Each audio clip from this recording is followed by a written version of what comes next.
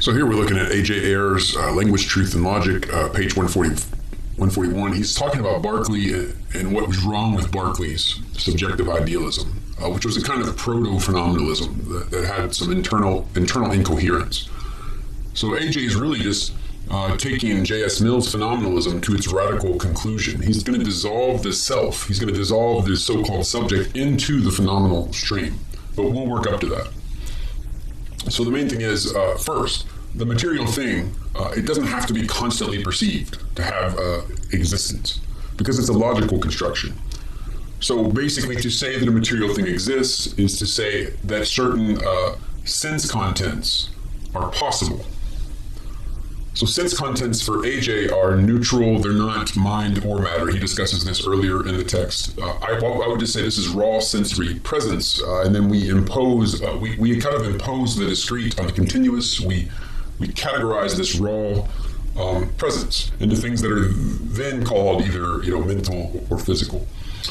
But what A.J. is saying here is very similar to what Kant actually says in the Critique of Pure Reason. He says, if there are inhabitants on the moon, or to say that there are inhabitants on the moon, it's only meaningful in terms of possible experience. So what does it even mean to say that there are inhabitants on the moon? It means that if we could get there, and at the time that seemed unlikely, if we could get there, we would have certain perceptions. There would be some kind of sensory presence that we would categorize in terms of intelligent inhabitants of the moon.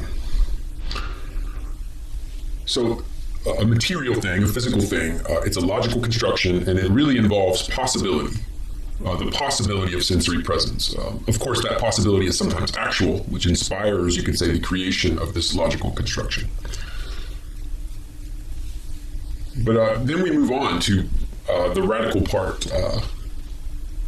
This analysis, and now he references Mill, of a material thing as a permanent possibility of sensation, enables us not merely to dispense with the perceptions of God. And he's talking about Berkeley, who said that God had to see everything to keep it in existence.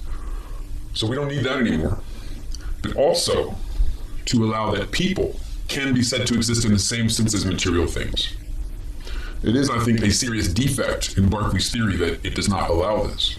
For failing to give the phenomenalist account of the self, which, as Hume saw, his empiricism demanded, he found himself unable either to hold that the existence of people consisted like the existence of material things and their being perceived, or to put forward any other analysis of it. So for Berkeley, there were just these finite spirits, and it was hard for him to say exactly what they were.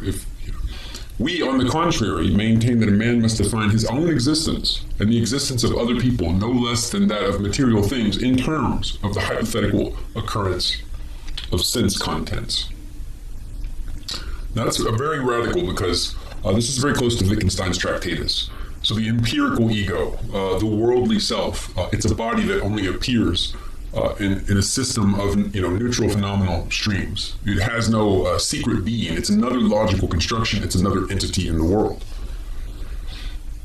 Now, I think A.J. is still missing something crucial here, but he is bringing things up to a new level of intensity. So he says, I think we have succeeded in proving the necessity of such a thoroughgoing phenomenalism and in meeting the objections to which it seems at first sight to be exposed.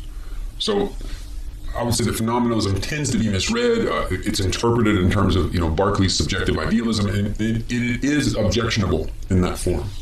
But once you have the interpersonal possibility of sensory presence, this, I think, is when you find the minimal core of the idea of the physical object. So now you have an economical minimal theory of transcendent so-called physical objects, and it's not mystified. It's not projected into the outer dark of the unperceivable in principle.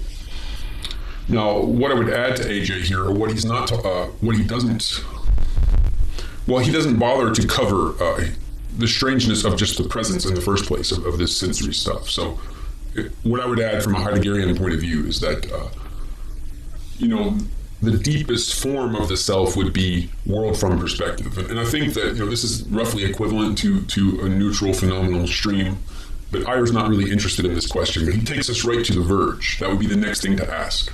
He attaches these streams, these sense contents to particular bodies, and of course that accords with our ordinary experience, and he leaves it at that.